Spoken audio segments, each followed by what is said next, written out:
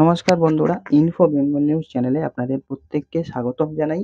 এবং বাংলাদেশের অন্যতম একটি খবর সামনে এসেছে এবং জানা যাচ্ছে যে গোড্ডা কেন্দ্র থেকে বিদ্যুৎ নেওয়া হয়েছিল এবং এখনো পর্যন্ত টাকা মেটানো হয়নি, এবং সে নিয়ে বাংলাদেশের অন্তর্বর্তীকালীন সরকারকে আদানি পাওয়ারের তরফে কড়া বার্তা দেওয়া হয়েছে বলে ব্রিটিশ সংবাদ মাধ্যমের প্রতিবেদনে তেমনটাই জানানো হয়েছে। ফিনান্সিয়াল টাইমসের প্রতিবেদন অনুযায়ী জানা যাচ্ছে যে বাংলাদেশের থেকে $500 মিলিয়ন, অর্থাৎ যেটি ভারতীয় মুদ্রাতে 4,200 কোটি টাকার মতো, সেটি আদানি পাওয়ার পায় আর কি, অর্থাৎ যাটি বাকি রেখেছে আদানি গ্রুপের কাছে বাংলাদেশের সরকার। এবং সেই পরিস্থিতিতে আদানি পাওয়ারের তরফ থেকে বাংলাদেশের অন্তর্বর্তীকালীন সরকারকে একরকম বলা যেতে পারে হুঁশিয়ারিও দেওয়া হয়েছে। ওই প্রতিবেদন অনুযায়ী জানা যাচ্ছে যে আদানি পাওয়ারের তরফে জানানো হয়েছে যে বাংলাদেশ সরকারের সঙ্গে লাগাতার যোগাযোগ রাখা হচ্ছে।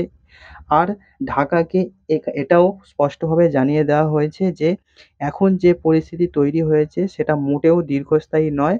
বকেয়ার অঙ্কটা ক্রমশ বাড়লেও আদানি পাওয়ারের তরফ থেকে বিদ্যুৎ পাঠানো এখনো কিন্তু চলছে, অর্থাৎ বিদ্যুৎ পাঠানো বন্ধ করা হয়নি।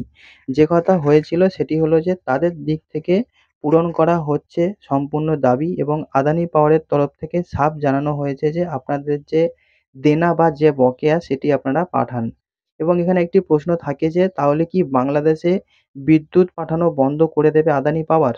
ওই প্রতিবেদন অনুযায়ী এটি জানা যাচ্ছে যে আদানি পাওয়ারের তরফ থেকে জানানো হয়েছে আপাতত সেরকম কোনো পথে হাঁটছে না আদানি গোষ্ঠী। এবং বকেয়ার অঙ্কটা বাড়লেও ঝাড়খণ্ডের গোড্ডার 1,600 মেগাওয়াট তাপবিদ্যুৎ কেন্দ্র থেকে আপাতত বাংলাদেশে বিদ্যুৎ পাঠানো হবে বলে আশ্বস্ত করেছে আদানি পাওয়ার।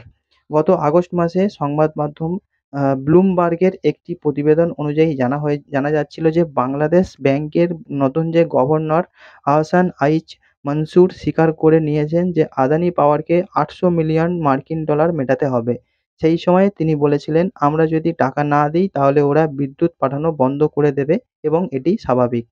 আর যদি সত্যি বাংলাদেশে বিদ্যুৎ পাঠানো বন্ধ করে দেয় আদানি পাওয়ার, তাহলে গৌতম আদানির উপরে তেমন কোনো প্রভাব যে পড়বে না তা কিন্তু বলা যেতে পারে। কারণ বিদ্যুৎ রপ্তানিতে ভারত সরকারের তরফে যে নিয়ম পরিবর্তন করা হয়েছে তার ফলে বাংলাদেশে যে বিদ্যুৎ বিক্রি করা কথা রয়েছে তা ভারতেও বিক্রি করতে পারবে আদানি পাওয়ার।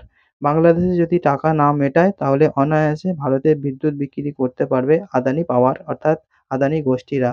এবং বাংলাদেশের যে বিদ্যুৎ বিভ্রাট এটিও কিন্তু খুব তাড়াতাড়ি দেখা যেতে পারে যদি তারা তাদের যে বকেয়া সেটি সম্পূর্ণভাবে মিটিয়ে না দেয় আদানি গোষ্ঠীকে।